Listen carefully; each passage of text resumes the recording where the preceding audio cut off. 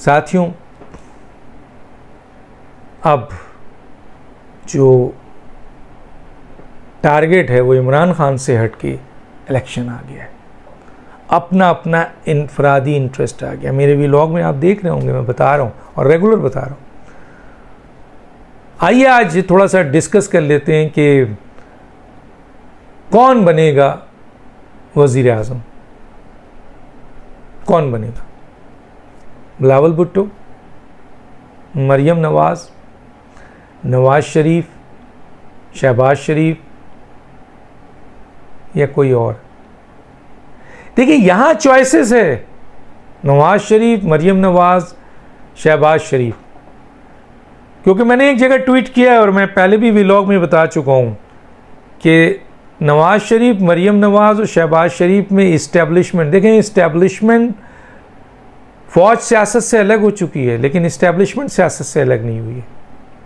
अब इसको कोई, इसकी फ़िलासफ़ी को कोई समझना चाहे तो किसी और स्टेज पे समझाऊंगा, लेकिन अच्छा इस्टेब्लिशमेंट का हिस्सा फ़ौज है, बिल्कुल है। तो मेरा समझने वालों के लिए बहुत वाज़ेह इशारा है कि फ़ौज सियासत से अलग हो चुकी है, लेकिन इस्टेब्लिशमेंट में फ़ौज शामिल है। और इस्टेब्लिशमेंट जो मेन स्टेक होल्डर्स है, उसकी मोहब्बत नवाज शरीफ, मरियम नवाज़ या शहबाज शरीफ में सबसे ज़्यादा किससे होगी? शहबाज शरीफ। क्या PMLN शहबाज शरीफ को वज़ीर आज़म बनाएगी नवाज शरीफ की मौजूदगी में? बड़ा मुश्किल है। इनके यहाँ तो बड़े ग्रुपिंग शुरू हो गए। लेकिन इसमें कोई शक नहीं है कि पाकिस्तान पीपल्स पार्टी की तरफ से अगर वज़ीर आज़म का कोई कैंडिडेट है तो बिलावल भुट्टो है। बिलावल भुट्टो को मैनेज किया जा रहा है, पॉलिश किया जा रहा है। आप देख लें, बिलावल भुट्टो वज़ारत ख़ारजा, ये वही पोस्ट है जो अयूब ख़ान के ज़माने में इनके नाना के पास थी, जुल्फ़िकार अली भुट्टो के पास, और उससे वो बहुत पॉलिश हुए थे। जुल्फ़िकार अली भुट्टो ने वज़ारत ख़ारजा में बैठकर, एक तो वैसे भी सियासी आदमी थे, जहन थे, और जनाब अयूब ख़ान ने उनको बहुत अहम पोर्टफोलियो दिया था, और इससे वो इंटरनेशनली अपने आप को बहुत मैनेज कर गए थे और हुकूमत को, पाकिस्तान को की जो सफारती लेवल पर पोजीशन थी बहुत ऊपर ले गए थे, और अपने आप को भी बहुत पॉलिश किया था, बहुत ज़्यादा।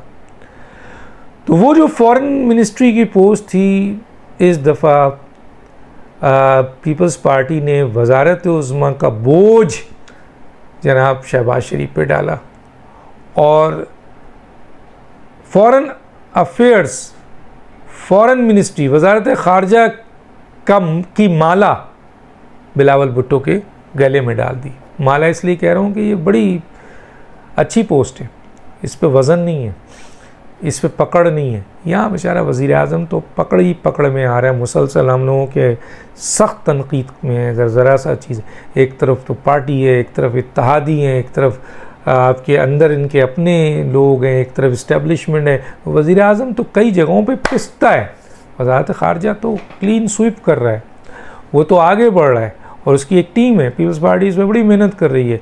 और इंटरनेशनली जनाब वो जो है बिलावल भुट्टो ने अपने आप को मैनेज किया है।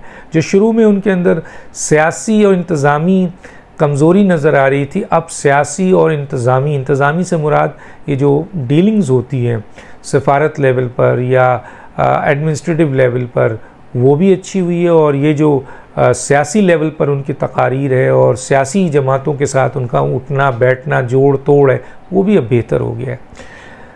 और दूसरा ये है कि जब ये सफारती लेवल पर जाते हैं तो चाइना से भी करीब हो जाते हैं, अमेरिका से भी करीब हो जाते हैं, सऊदीया से भी करीब हो जाते हैं, ईरान से भी करीब हो जाते हैं।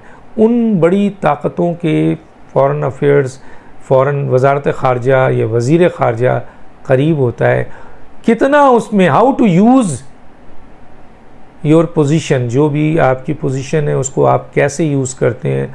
तो ये वज़ारत ख़ारजा से जुल्फ़िकार अली भुट्टो वज़ीर आज़म तक पहुँचे, इसी वज़ारत ख़ारजा से लगता है बिलावल भुट्टो भी वज़ीर आज़म तक पहुँचेंगे। और इस सिलसिले में पीपल्स पार्टी का एक बच्चे से लेकर एक आसिफ जरदारी तक काम कर रहा है। यहाँ कोई इख्तलाफ नहीं है, कोई नया कैंडिडेट नहीं है।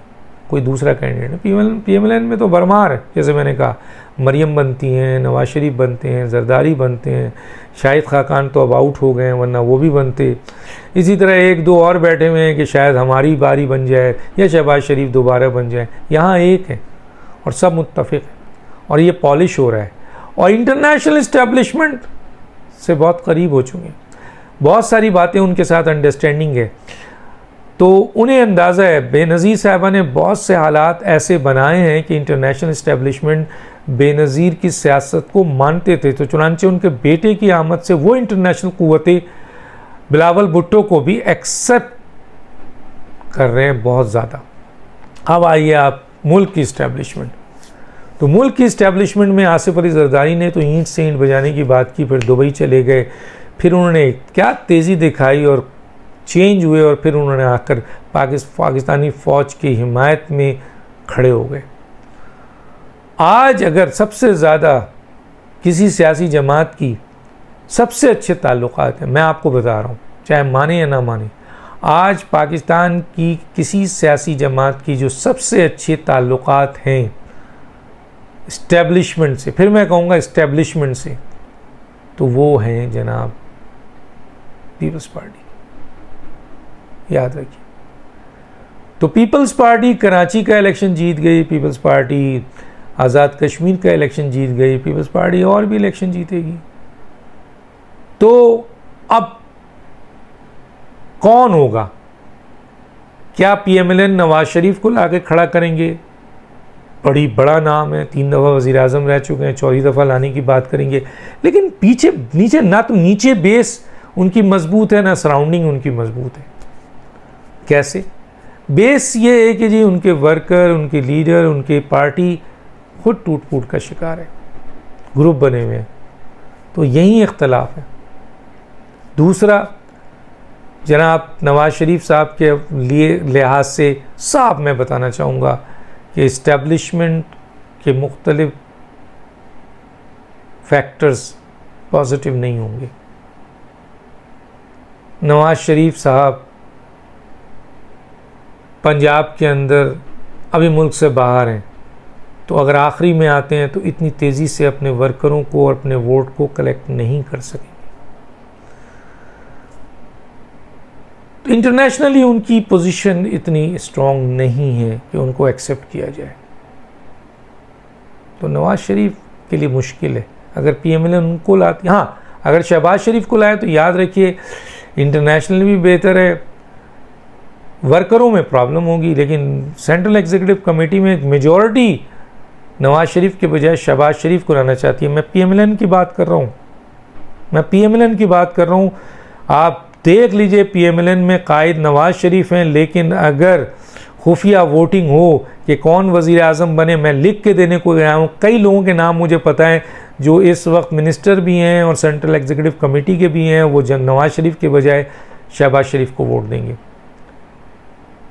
तो शहबाज शरीफ यहाँ पे भी मजबूत हैं और इस्टेब्लिशमेंट का प्यार है उनसे। इस्टेब्लिशमेंट को फिर अगर बिलावल और शहबाज शरीफ आएंगे तो इस्टेब्लिशमेंट को सोचना पड़ेगा। तो मरियम नवाज साहिबा को वज़ीर आज़म के लिए पीपल्स पार्टी प्रोमोट नहीं कर रही, जो कि गलत कर रही है। नवाज शरीफ 3 दफ़ा वज़ीर आज़म बन चुके हैं, उनको भी चाहिए कि वो मरियम नवाज साहिबा को प्रोमोट करें और मरियम नवाज साहिबा को इंटरनेशनली भी और इस्टेब्लिशमेंट के साथ एक अच्छे ताल्लुकात में सामने लाना चाहिए। वर्कर लेवल पर वो बहुत मजबूत हैं, बहुत मजबूत हैं। वर्कर की अगर वोटिंग हो जाए तो नवाज शरीफ से ज़्यादा मरियम को वोट पड़ जाए। शहबाज शरीफ वर्कर में इतनी मकबूल नहीं है, लेकिन अपनी पार्टी में बहुत मकबूल है। तो मरियम को नहीं लाया जा रहा है। जो मुझे पता चला है मरियम की मुखालफत बहुत बड़ी है सेंट्रल एग्जीक्यूटिव कमेटी में।